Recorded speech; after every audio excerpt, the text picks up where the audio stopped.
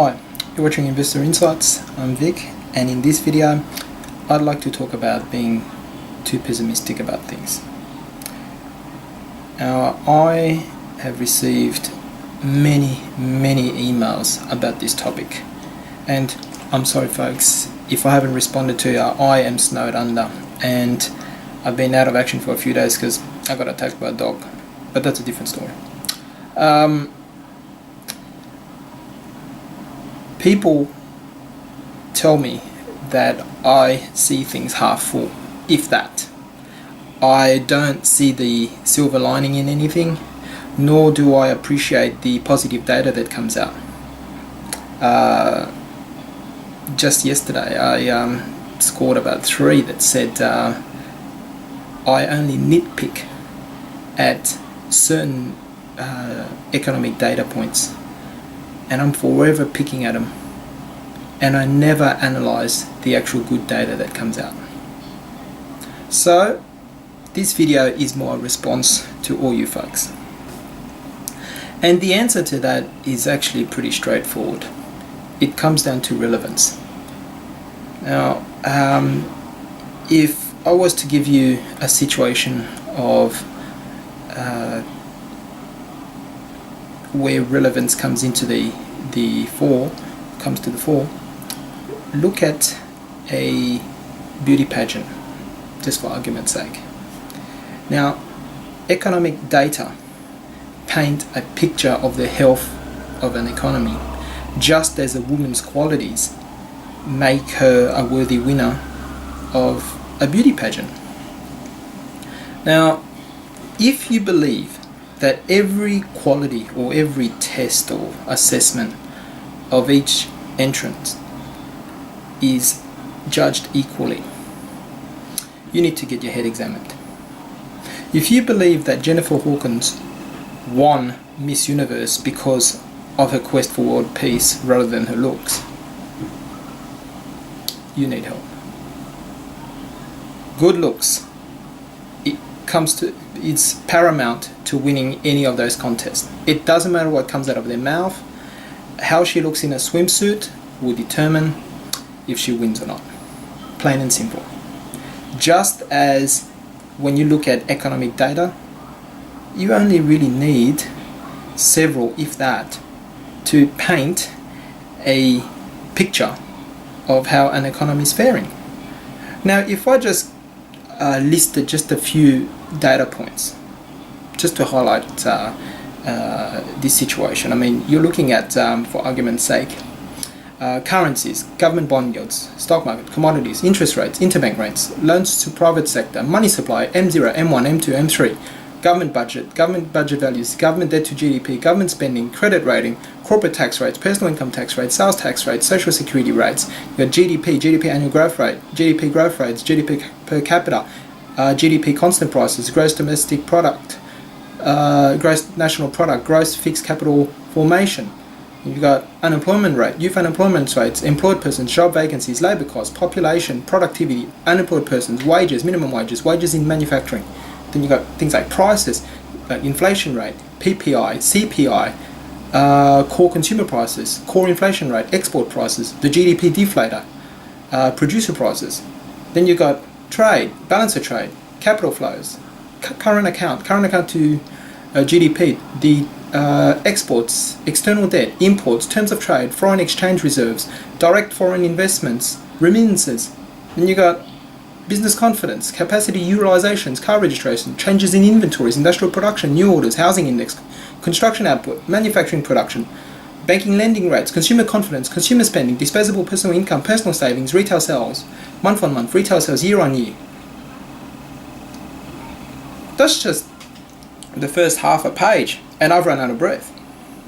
Now, when you're snowed under by looking at all these data, sure, there could be some good points, but what's really relevant? Just as good looks are relevant to a beauty contest, where you only really need to look at 2. And those 2, basically everything follows on from there. If you believe that you need to look at every single data point, you're wasting your time. you're probably asking yourself, what are those 2 points? Well, think back to what I always talk about. First and foremost, the employment picture, plain and simple. You can look at it via the unemployment rate, but don't look at stated unemployment, because that's just subject to a lot of government subjectivity. So they can throw out certain population who have stopped looking for work or whatever else they deem to fit their picture of the economy. But the real employment situation comes from the real unemployment rate, which is the summation of stated unemployment plus the U6, so people that have left the workforce. Now, if you were to look at the US, for example, stated unemployment is 6.7%. So within 0.2% of the old Fed Reserve's threshold of 6.5%, in which they're going to start to raise Fed's funds rate. When in the last meeting, they probably saw it coming, so they removed that from the language just to keep rates low for another couple of years or so. But the real unemployment picture, when you add that 6.7 to the U6, actually gives you 13.1%. So roughly 1 in 7 people are unemployed. An even more dismal number is the fact that the stated unemployment rate has dropped because so many people, namely the U6, have been discouraged from looking for work and have left the workforce altogether, maybe for good.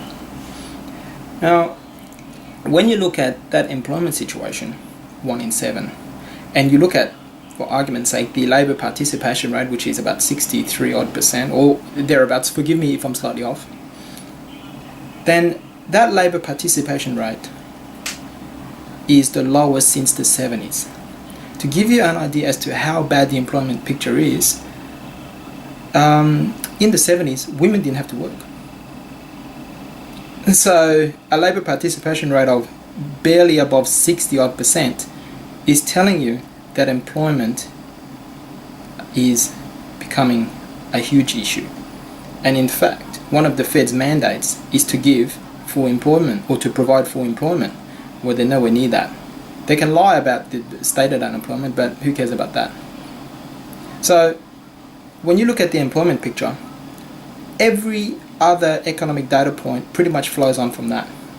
Because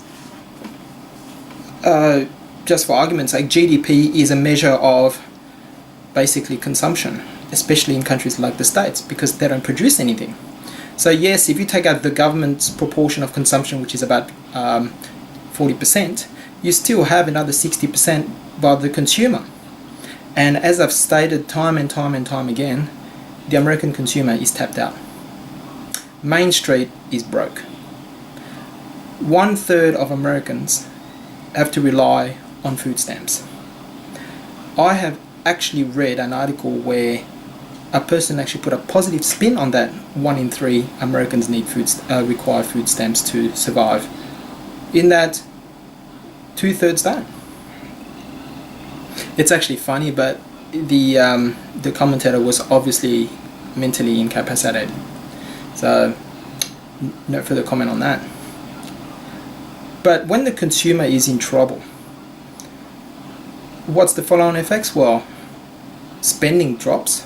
If you don't have an income, you can't save, so saving rates drop. Retail sales are going to drop.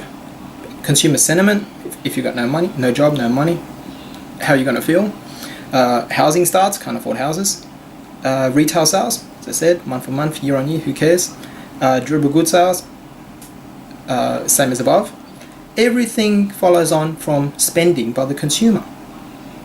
And with the labour participation rate so low, you've got a lot of people on unemployment benefits or about to lose their unemployment benefits and basically have to live a life of subsistence where you basically have nothing and have to rely on food stamps just to get by. So that picture in America is pretty grim. In Europe, it's even worse. where real unemployment is closer to about a quarter. Now, I'm not even going to get into the Eurozone because that would be another 3-hour lecture. But essentially, if you cannot get good employment data, or unemployment data, same thing, the economy cannot flow, cannot continue. Why do you think non-farm payrolls day, the first Friday of every month, is the largest trading volume of currencies, stocks, bonds, commodities every single month? Because it's the most important economic release of the month. It affects all Fed monetary policy direction and possible fiscal policy direction. I say this, but we all know that the Fed has no direction. It's just to keep on printing money and artificially keep rates low through clamping down on the Fed fund rate and the purchasing of bonds to keep borrowing costs low. Now, what is the second economic piece of data that is most relevant after the employment picture? This is a personal one. This is not in any textbook, but I believe that balance of trade is basically the next most important thing to look at, because the balance of trade, or the import-export situation, actually paints a picture of not just the health of your economy, but the kind of economy that you have.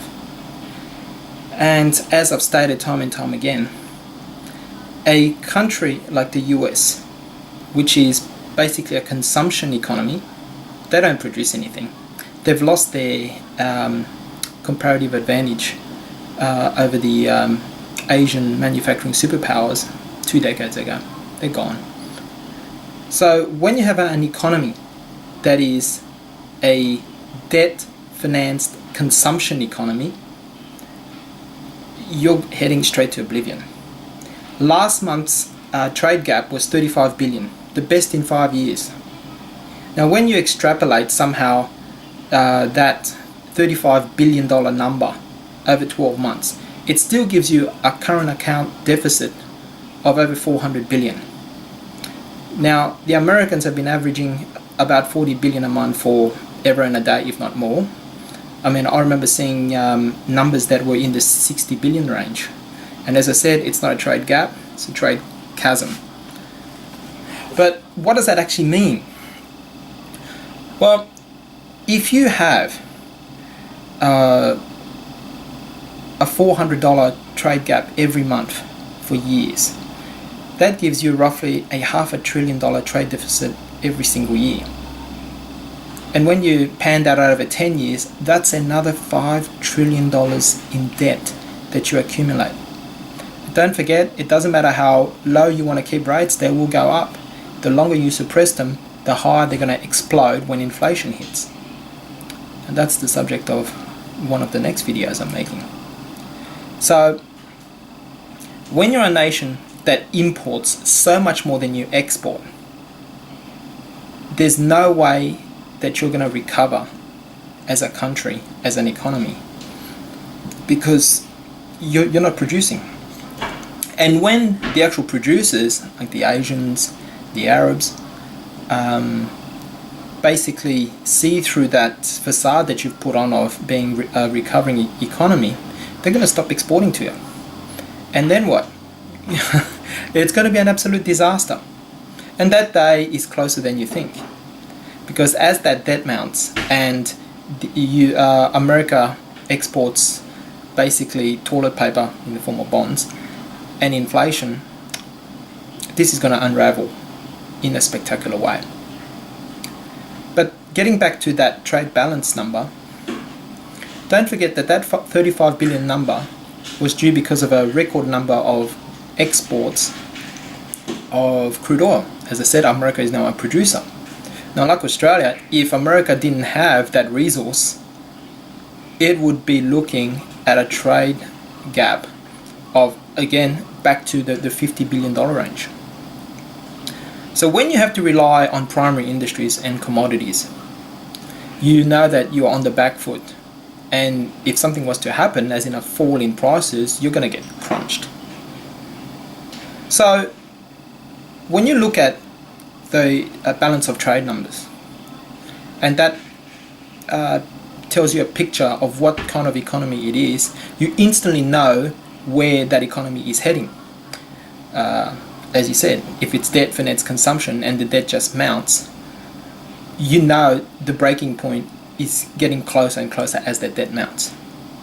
But then, what about countries where that data is actually good? So, for example, to the opposition of most consensus discussion, I believe that Japan pre-Fukushima has the best economy on the planet and actually has had it for years. Well, number one, they have deflation, which is a positive thing. Refer to previous videos. Japan has one of the lowest unemployment rates in the G20, in fact, of any country on the planet. In Japan, the employment picture is so positive that to be unemployed, you lose face, and people commit suicide when they lose their jobs because it's such a shame. And when you combine that with the fact that Japan has been a net exporter for decades, means that you actually have a very, very good economy.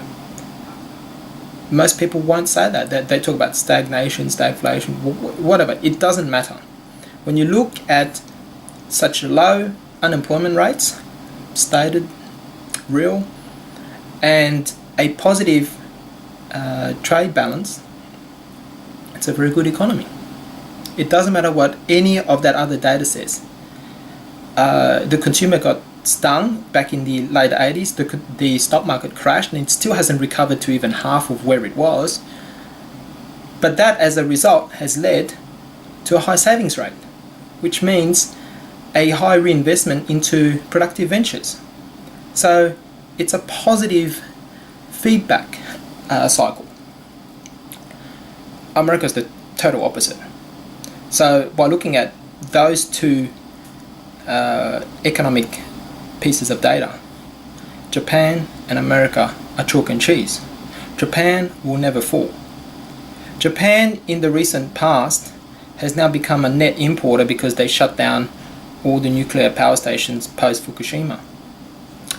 And because of incredibly retarded central bank policies, I mean, the BOJ would have to be the second dumbest central bank on the planet. You know who the dumbest is. Very, very narrow and short-sighted central bank is basically going to cause this country to regress a little bit. But essentially, when prices rise to such a rate that the consumer starts to wane, they're going to have to re-switch on those power stations, and Japan will become a net exporter again. This is not in the too distant future. So when you look at all these economic data points, it can be overwhelming. But essentially, you don't need to look at 20, 30, 40, 50 pieces of government data, most of which are contrived or even manipulated, because when they start to put the subjectivity into the equation, even GDP for argument's sake, then those numbers become totally irrelevant. You only need to look at